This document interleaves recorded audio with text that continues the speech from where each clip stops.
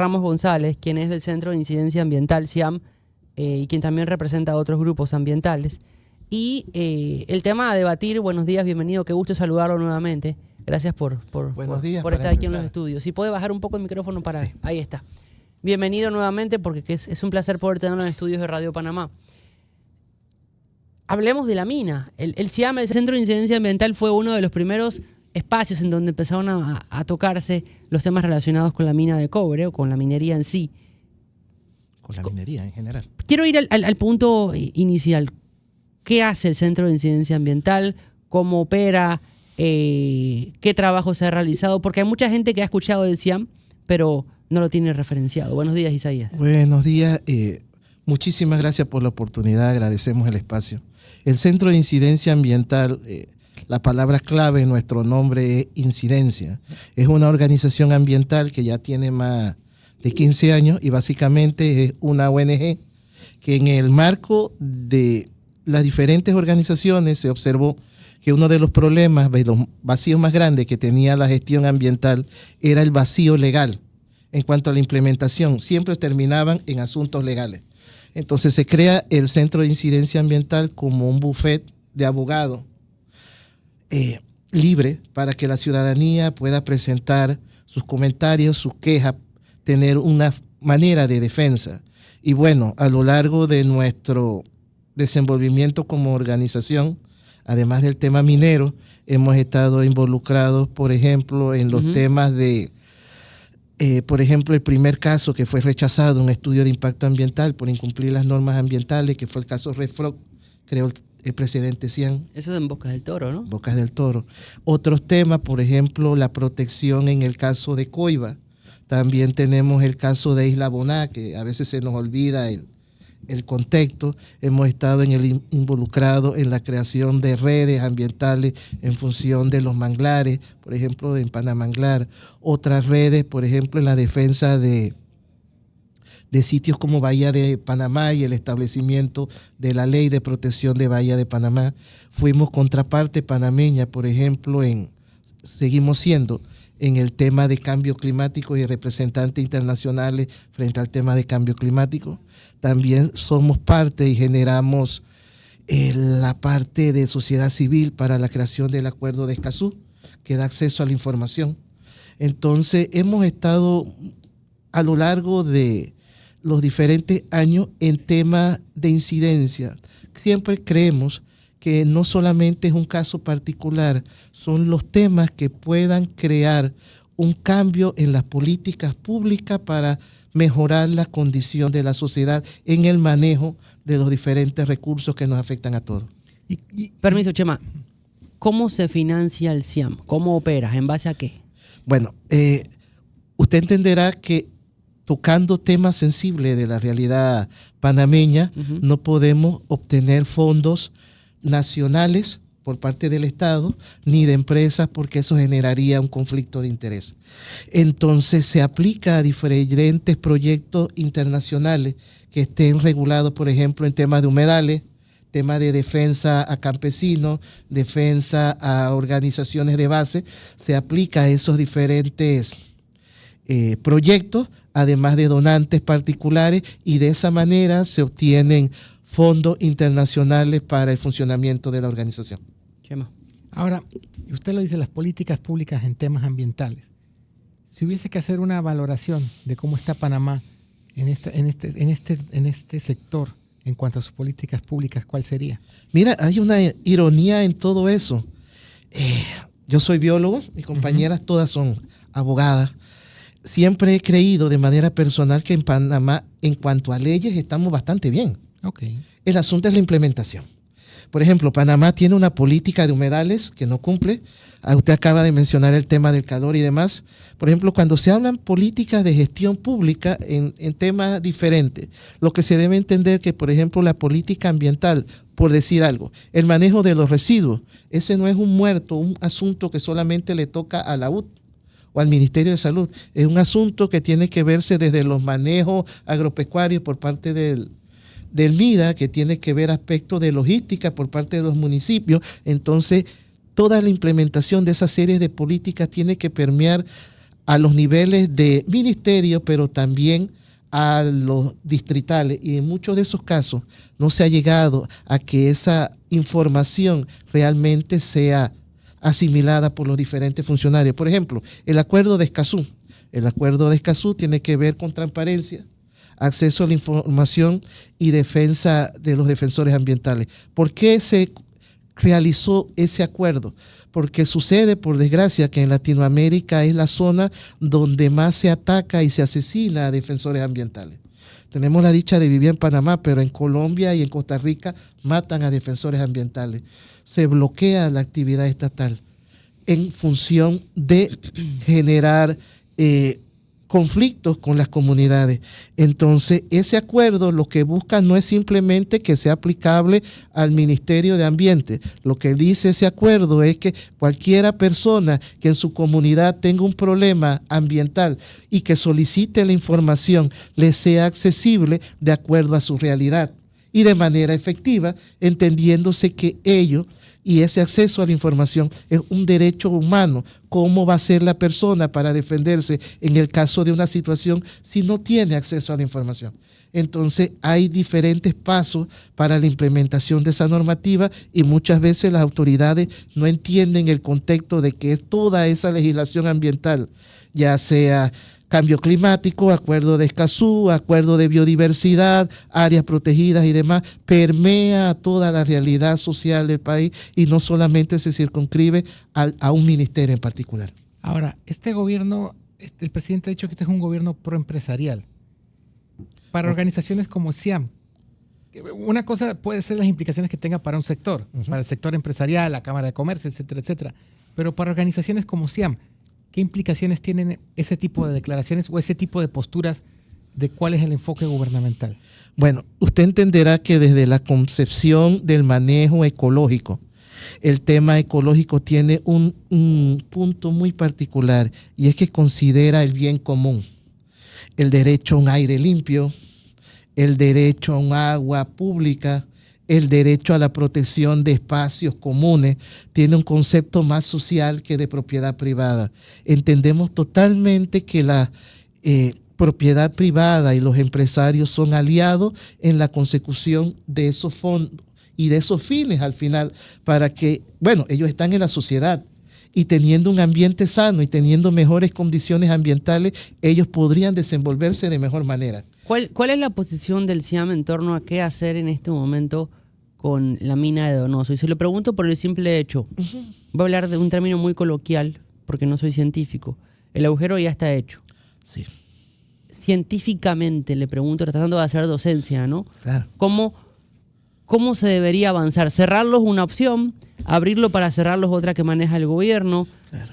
¿Cómo sugiere usted, por su profesión de biólogo y su desarrollo en el Centro de Incidencia Ambiental de Panamá, que debería ser el camino en este tema?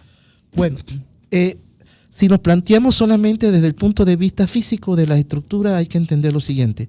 Está abierto un tajo que tiene una cierta extensión y donde se realizaron aproximadamente trabajos de extracción por 2 años y medio a 3. Ese tajo probablemente tendría una operación de casi 30 años, además de que la empresa tenía a implementar otros 4 tajos más. A pesar de que hay un tajo que ya está abierto, también hay que entender que hay 4 tajos que están cerrados. El hecho de abrir y seguir en operación sería magnificar el impacto ambiental ya generado.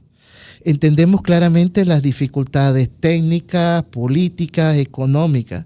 Sin embargo, consideramos que a pesar de los inconvenientes, la alternativa real sería realmente cerrar la mina. Cuando presentamos otro proyecto que presentó el Centro de Incidencia Ambiental, fue el tema de la moratoria minera.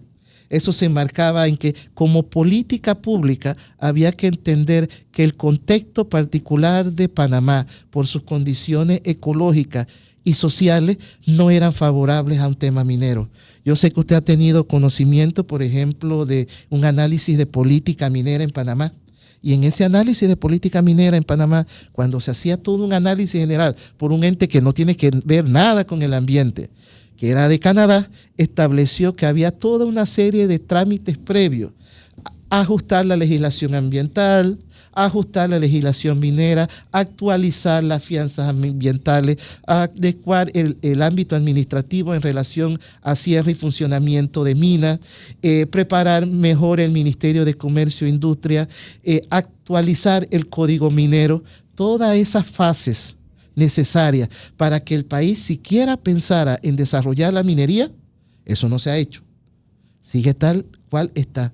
Tenemos un código minero del 2012 que no ha tenido actualización, y sin embargo sí se han dado avances en relación a la temática ambiental. Imagínense, desde que se aprobaron esa serie de concesiones en los años 90, básicamente finales del gobierno de Guillermo Endara y gobierno de Pérez Valladares, ha habido una modificación en cuanto a acuerdo de biodiversidad, acuerdo de cambio climático, formato de la ley de Escazú. También tenemos la ley de los derechos de la naturaleza. Hemos tenido 3 fallos de la Corte en relación al tema minero, y reitero que son 3, porque está la demanda que puso Cian en el 2012, y luego ese fallo fue nuevamente preguntado por las partes afectadas, y la Corte nuevamente falló,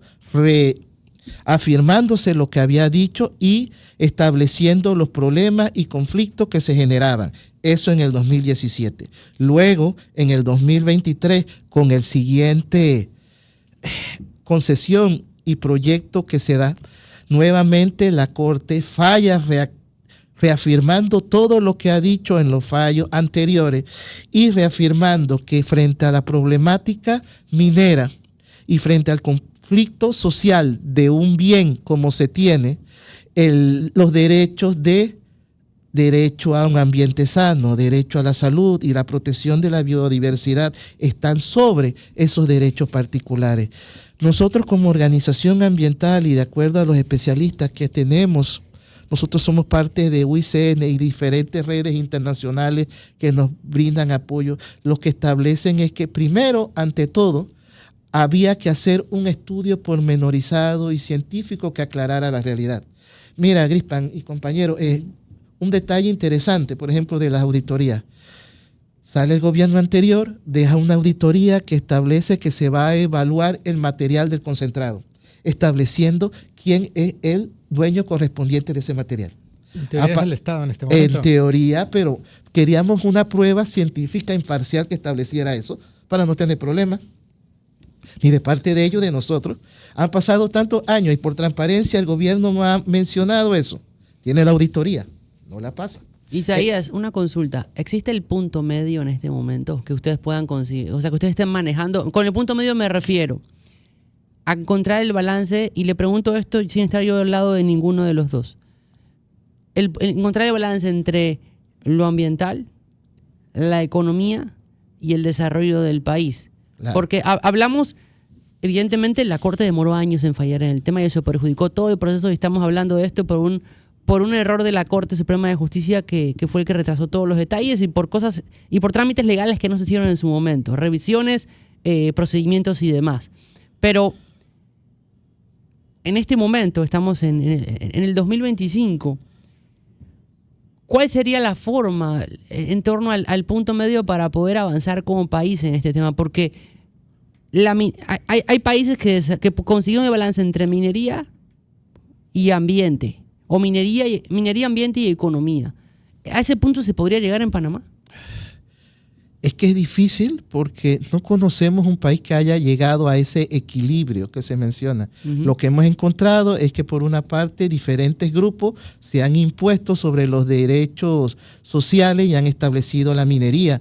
Por ejemplo, usted va a Chile, va a Perú, va a México, países de tradición minera, pero realmente no ve que esas comunidades aledañas hayan llegado a ese crecimiento humano y esa capacidad de desarrollo que se argumenta. El equilibrio que se podría generar es si en su momento, como se argumentó luego en enero del 2024, el gobierno argumentó en ese momento que se iba a introducir un paraguas, una dinámica de desarrollo para establecer otras actividades económicas en la zona y que se pudiera dar un desarrollo equilibrado. Vemos, por ejemplo, con preocupación que todo el desarrollo económico y social se da básicamente en el centro urbano. Ustedes tienen una vista maravillosa aquí de los edificios, los centros comerciales y el desarrollo urbano. Pero si usted camina un par de kilómetros afuera de esta zona, lo que ve simplemente son basura, callejuela, falta de infraestructura, empezando por la falta de colegio, y están los muchachos peleando porque no hay educación. Entonces, ese desarrollo, que creo que es una dinámica importante, no hemos llegado al punto de discutir, primero, qué clase de país que tenemos. Es correcto. O sea, yo recuerdo anteriormente que hablamos en una entrevista hace ya casi como 5 años, que hablábamos de cuándo vamos a discutir la dinámica de desarrollo. Los gobiernos pasan, hacen básicamente eventos aislados y no se establece de qué clase de país tenemos o queremos tener. Por ejemplo, en tema turístico, solamente sin implementar y dejando que el mercado se regulara de manera adecuada, hemos llegado a tener más turistas que Costa Rica. Imagínense que realmente se diera la implementación de una política turística apoyada realmente por el Estado, implementada por los empresarios de manera sostenible y ayudada por la población que la necesita. Podríamos generar muchas plazas de trabajo. También la dinámica del tema de logístico. Entonces, el país realmente no ha configurado hacia dónde quiere ir, tomando en consideración principal que más que una característica de los bienes, este país también tiene la dinámica de su posición geográfica, pero también tiene una enorme biodiversidad que en muchos casos es desconocida, destruida y mal manejada. Y por otra parte, el tema del agua. Panamá podría ser una potencia en el manejo y distribución de agua. Aquí tenemos una enorme cantidad de agua que básicamente una parte se desperdicia, como establece el propio IDAN, y otra parte se mal utiliza, y otra parte ni siquiera tenemos conciencia la mayoría de la población, o se contamina. Entonces, trabajamos necesitando a los recursos, pero trabajamos totalmente de espalda a esos propios recursos, empezando por el mar. Tenemos un enorme potencial marítimo. Panamá simplemente se ha enfocado en el tema de abanderamiento de nave, sin considerar todas las posibilidades que se podrían hacer. Chema. Isaías, señor Ramos. Dígame. Se ha insertado el discurso por parte de la administración actual de que la mina y su reapertura o su que vuelva a operar es la solución económica a la situación del país. Y se ha insertado y se ha trabajado en ese discurso. ¿Le preocupa que con ese discurso la gente se ciegue y no se interese o no quiera comprender el tema ambiental, que también es sumamente importante? Bueno. Ahora ya la minera anunció el tema del arbitraje, que los ponen cese, y esto lo que nos evidencia es que va a pasar la planadora del gobierno.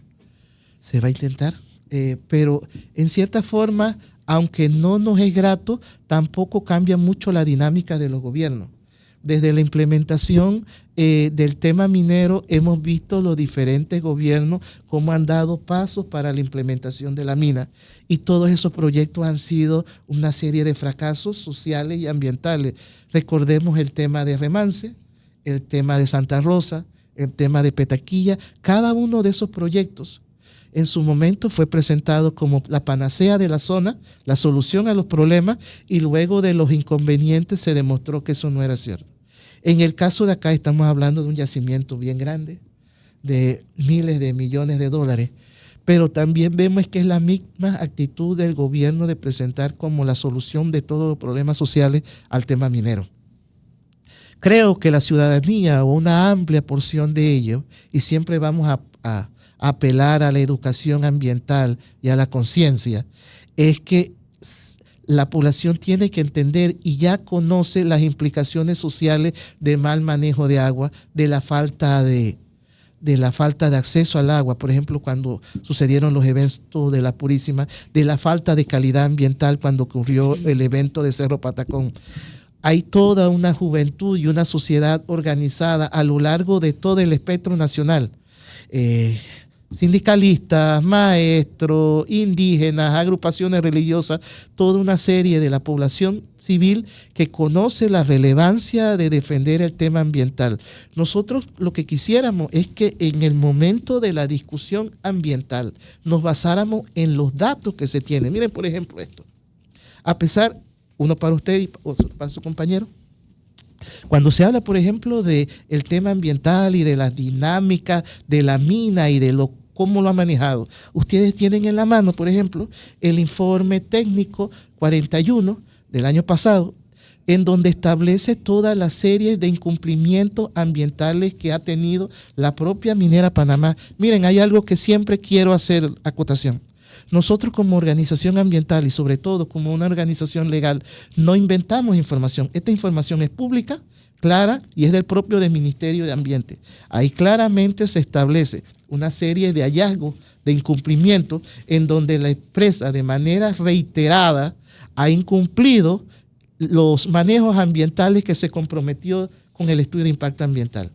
Lo que estamos evaluando es reiterar esta serie de actividades que ya se han demostrado que a lo largo de los gobiernos no han sido solventadas y que gracias al acuerdo de Escazú, precisamente porque el Ministerio de Comercio e Industria, por ejemplo, no quería hacer pública la información.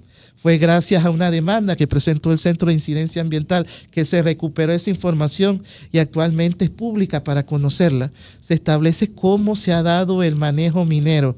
El gobierno va a insistir en una dinámica. Queremos y creemos que existe el suficiente espacio para hacerlo entender que existen otras alternativas de desarrollo. En todo momento siempre vamos a insistir en que no se puede solventar toda la economía básicamente en las materias primas y que nuestra economía, luego de ser una política transitista, va a pasar ahora a una política extractivista y sujetarnos básicamente a los vaivenes del mercado. Isaías, nos queda poco tiempo. En todo término. No, sí, en todo término, pero a nivel de programa nos quedan 10 minutos y tenemos que cumplir con otros temas también, pero me gustaría volver a tenerlo aquí en estudios para poder desarrollar este tema con más amplitud y poder hacer la docencia. Nos interesa hacer docencia, vamos a escuchar a todas las partes para que la población saque sus propias conclusiones en este y en todos los temas que abordemos aquí en Radio Panamá. Tal como lo hicimos con la Caja de Seguro Social, lo vamos a hacer con el tema de la mina, porque evidentemente es el asunto que va a venir a la palestra pública, que ya está y va a seguir abordándose en los próximos días. Y la gente necesita información. Así es.